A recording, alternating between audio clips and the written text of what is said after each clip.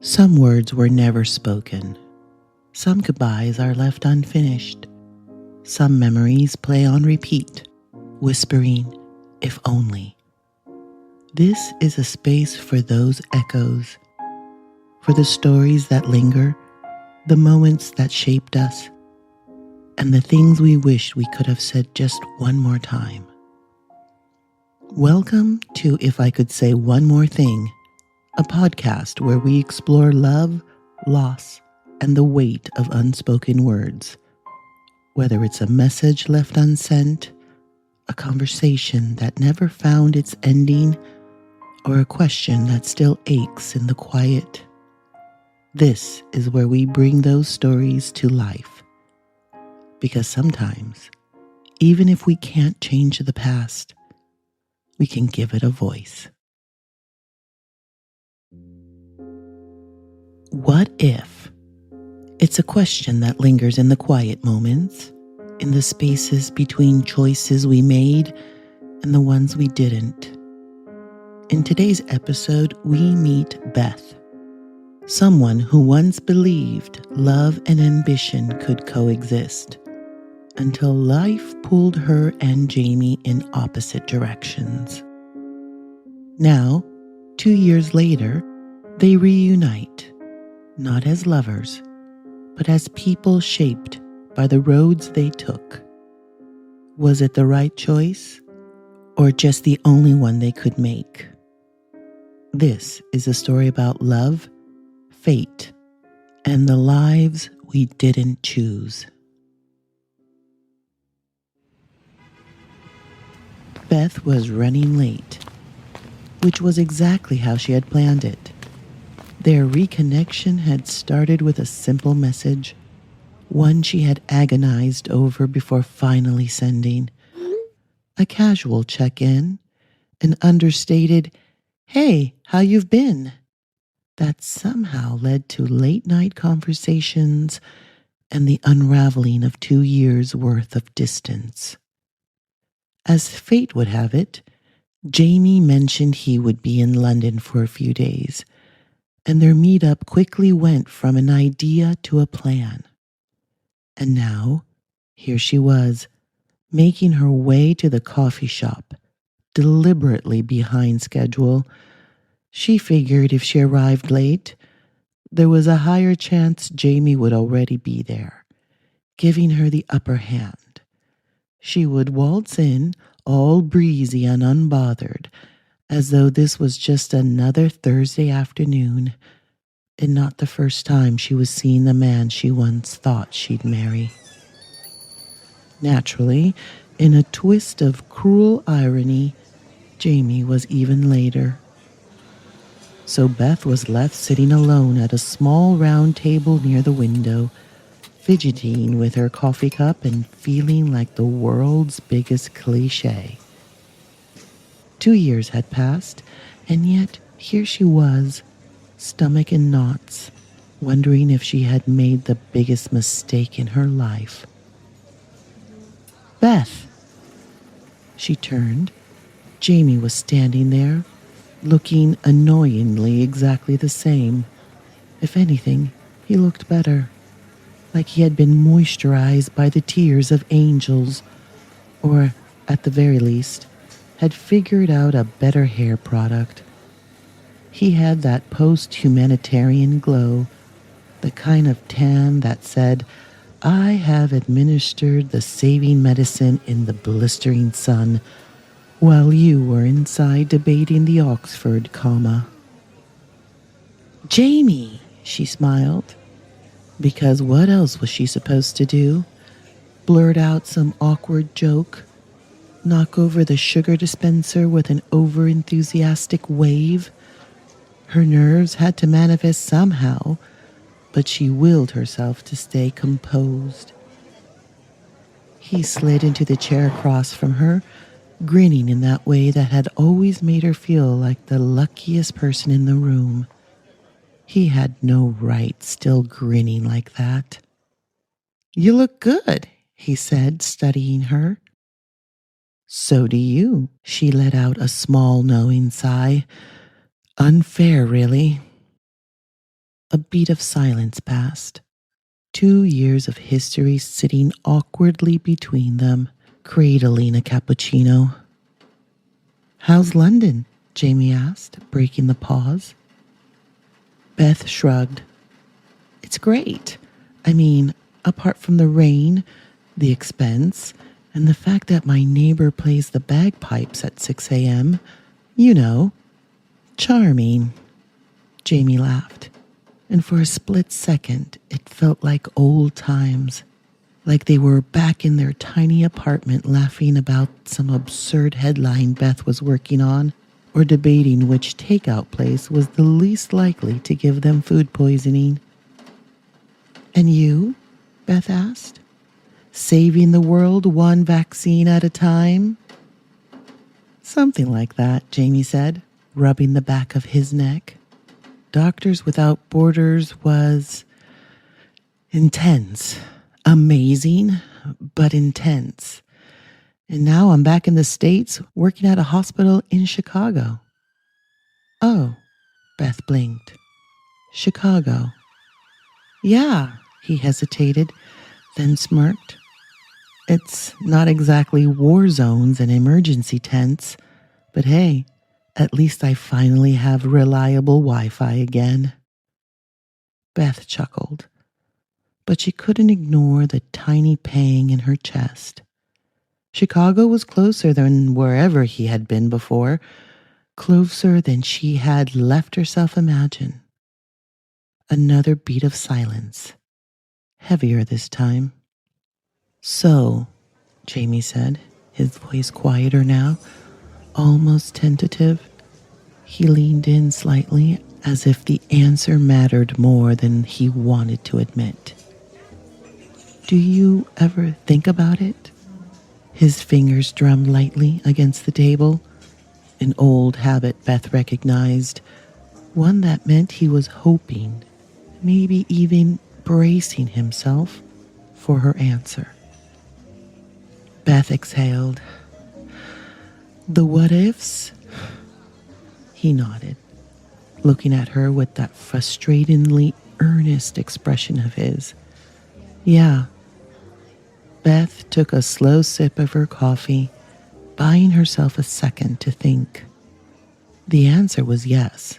Of course, yes. She had spent countless nights wondering, what if she had stayed? What if he had?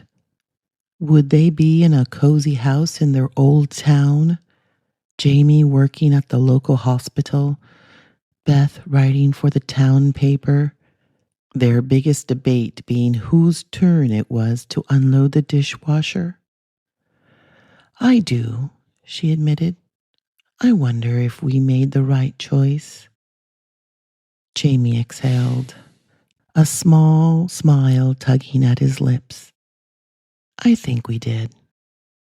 Beth raised an eyebrow, her stomach tightening. "You do?" For some reason, she had expected hesitation, maybe even a flicker of doubt. But Jamie looked certain, and that certainty stung in a way she hadn't anticipated.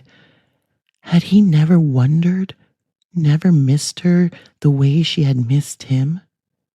Deep down, some small, irrational part of her had hoped he would say he regretted for not choosing them.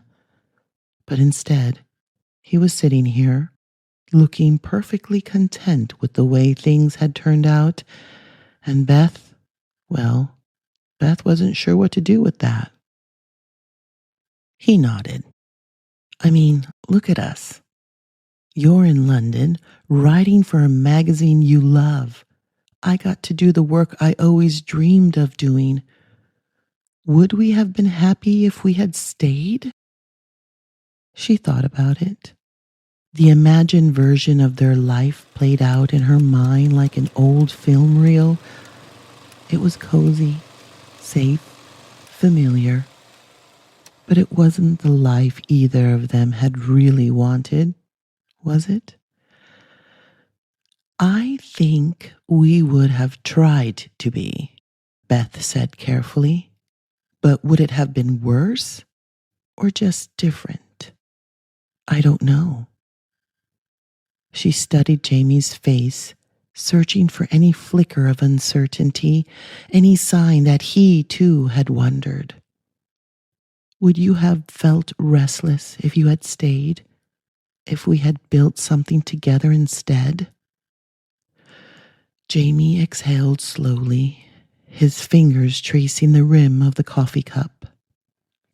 Yeah, he said, but his voice was layered, equal parts certainty and something softer, something almost wistful. I mean, I know I made a difference. I saved lives, Beth. People who wouldn't have made it if I hadn't gone. I've seen things I can't unsee, done things I never thought I was capable of.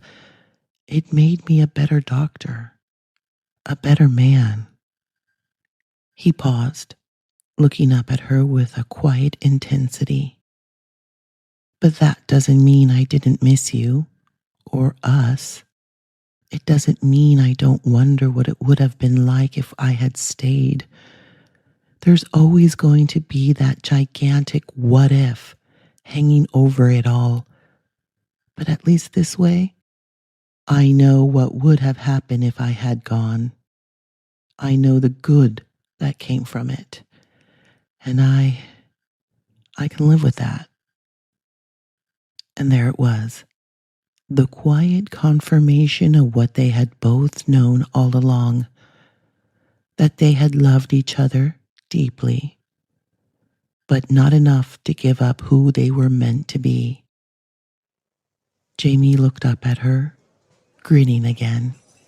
So, tell me about London, and your bagpipe playing neighbor, and all the crazy stories you've written.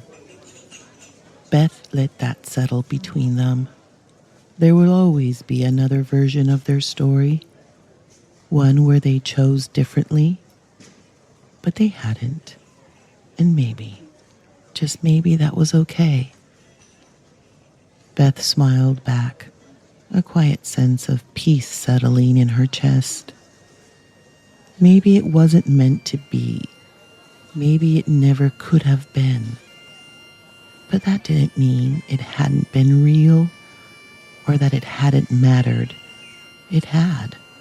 And for a time, it had been something beautiful, something worth remembering.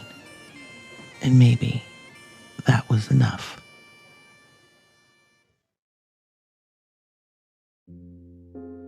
Life is full of choices, and sometimes even the right ones leave us wondering about the paths we didn't take.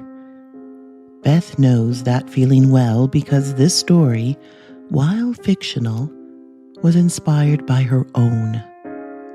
Of course, names have been changed for privacy, but the emotions, the questions, the what ifs, those are very real.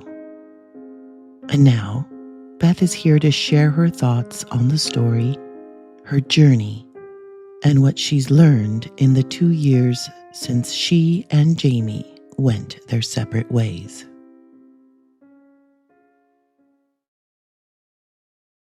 Beth, you asked me to write this story about you and Jamie, but why now? What made you want to explore this what if after 2 years? I think time gives you enough distance to wonder without the sting. For a long time, I told myself we had made the right choice, that it was all for the best. And, maybe it was. But then you wake up one day and realize you haven't thought about someone in a while. And that's almost worse.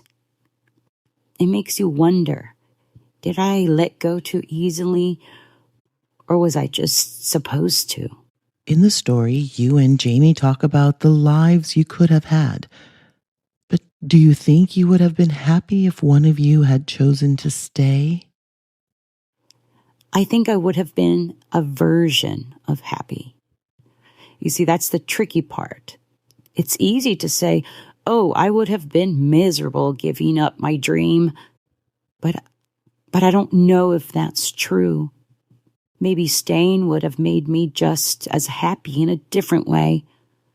I would have had Jamie and maybe a little apartment with mismatched dishes and a dog we argued over naming. Would that life have been worse? No, I don't think so. But it would have been different. And that's what I've made peace with.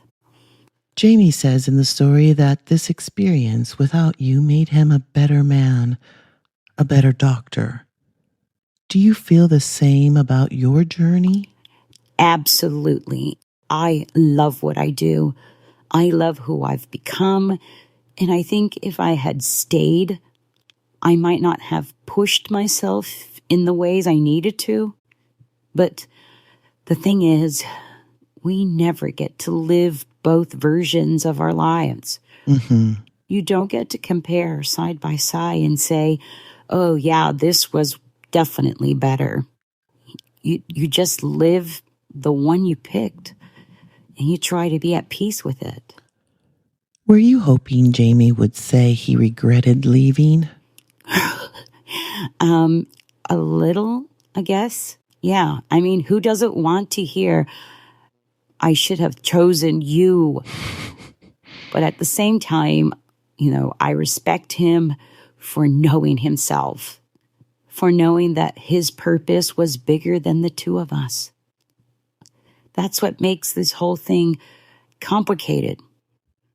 Love isn't always about what we want, but it's what we need. Do you think there's still a future for you and Jamie? If life has taught me anything, it's to never say never. But I don't think we're waiting for each other anymore. We're just two people who once loved each other, who still care, but who are definitely living different lives now. And I guess that's okay.